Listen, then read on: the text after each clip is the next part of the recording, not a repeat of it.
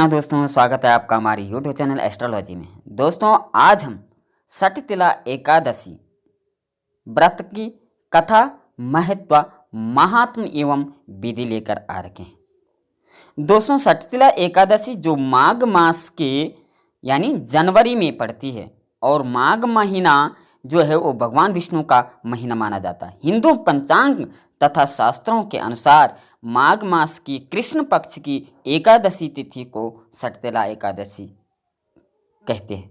एकादशी का व्रत सभी कामनाओं की पूर्ति के लिए तथा मोक्ष प्राप्ति के लिए रखा जाता है। इस दिन भगवान विष्णु के साथ साथ कृष्ण, श्री राम यानी तीनों स्वरूपों की सच्चे मन से उपासना और व्रत करने का से मनोवांछित फलों की प्राप्ति होती है। एकादशी का व्रत दशमी तिथि से शुरू होकर के 3 दिन अर्थात द्वादशी को सुबह संपन्न यानी प्रारंभ होता है। इस दिन तिल के दान का विशेष महत्व माना गया है। आज हम आपको सठतिला एकादशी की विधि, महत्व, महात्म एवं व्रत कथा बताने जा रहे हैं।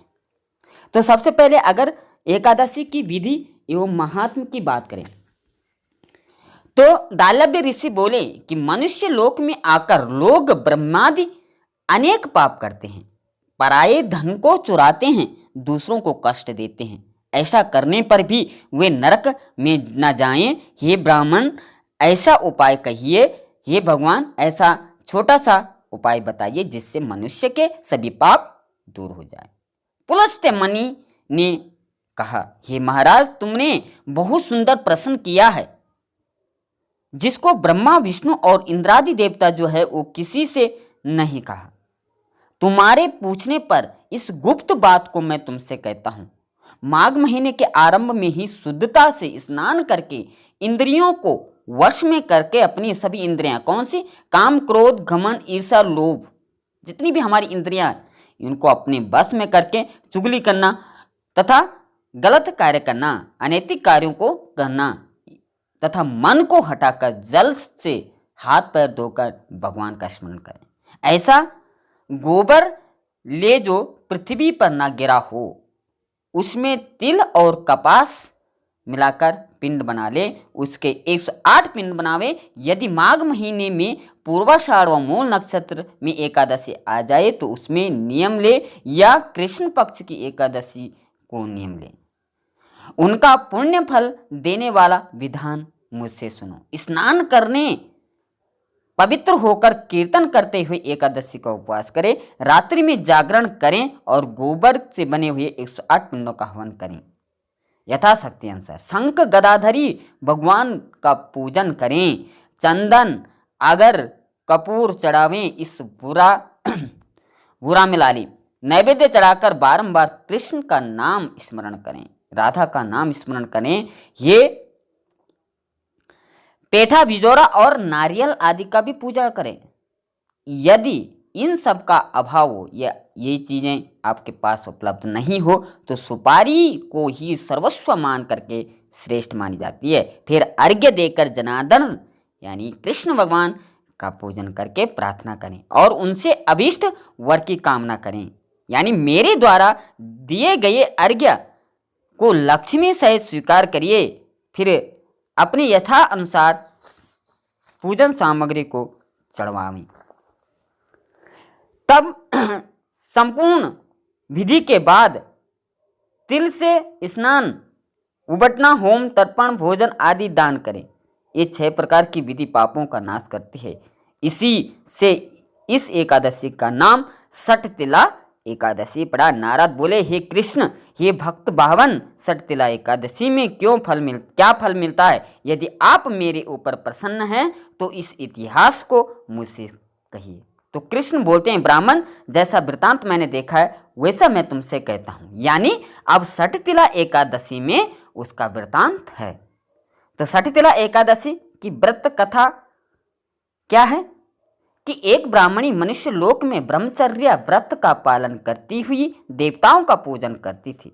वह पूरे मास उपवास करती थी, पूजा में लगी रहती थी तथा नित्य व्रत करने से उसका शरीर दुर्बल हो चुका था। गरीब ब्राह्मण और कुमारी कन्याओं को भक्ति से वह अपना घर तक दान करके सदा व्रत करने लगी, जिससे वह बहुत दुर्बल हो गई। उसने अन्न दान करके ब्राह्मण का और देवताओं को तृप्त नहीं किया। फिर बहुत दिनों के बाद मैंने मन में विचार किया, कठिन व्रतों के करने से इसका शरीर शुद्ध हो गया, शरीर सुखाकार इसने स्वर्ग जाने के योग्य अपना देह बना लिया, किंतु इसने अन्न का दान नहीं किया जिससे कि इसकी तृप्ति होती है। ये ब्राह्मण उसकी जांच करने को मनुष्य लोक में गया। भिक्षुक का रूप धारण करके भिक्षा पात्र लेकर ब्राह्मणी से भीख मांगने लगा। तब ब्राह्मणी बोली कि हे ब्राह्मण, तुम कैसे से आए हो, सो मुझसे सत्य कहो। फिर मैंने कहा, ये सुंदरी भिक्षा दो। तब उसने क्रोध में भरकर मिट्टी का ढेला मेरे भिक्षा पात्र में डाल दी। महाव्रत करने वाली वह तपस्वी व्रत के प्रभाव से देह समेत स्वर्ग में पहुंच गई और मिट्टी के पिंड दान करके से उसके एक सुंदर घर भी मिल गया, परंतु उस घर में अन्न और धन नहीं था। हे विप्र, जो उसने घर में प्रवेश किया तो वहां कुछ भी नहीं था।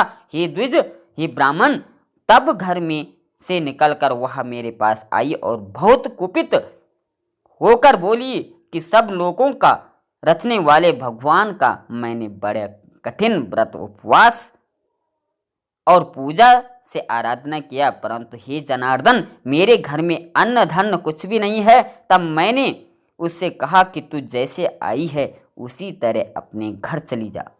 देवताओं की स्त्रियां कौतूहल के वश तुझको देखने आएगी। तब सठतिला एकादशी का महात्म्य बिना पूछे दरवाजा मत खोलना, ऐसा सुनकर वह मनुष्य लोक को चली गई। हे नारद, तब देवताओं की स्त्रियां उसे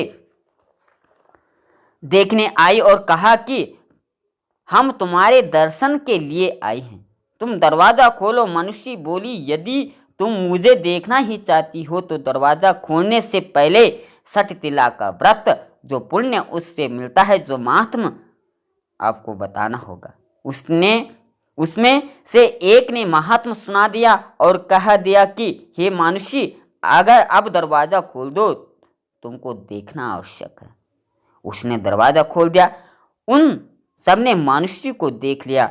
हे द्विज श्रेष्ठ, वह न तो देवी, न गंधर्वी, न असुरी, न नागिन जैसी स्त्री पहले उन्होंने देखी थी, वैसी ही वह भी थी।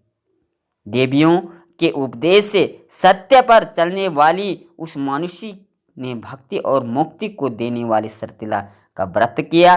तब वह मनुष्य क्षण भर में रूपवती और कांति युक्त हो गई और उसके यहाँ धन धान्य वस्त्र स्वर्ण चांदी से सब हो गया। सठतिला के प्रभाव से सब घर धन धान्य से परिपूर्ण हो गए। लोभ के वश होकर बहुत तृष्णा नहीं करनी चाहिए।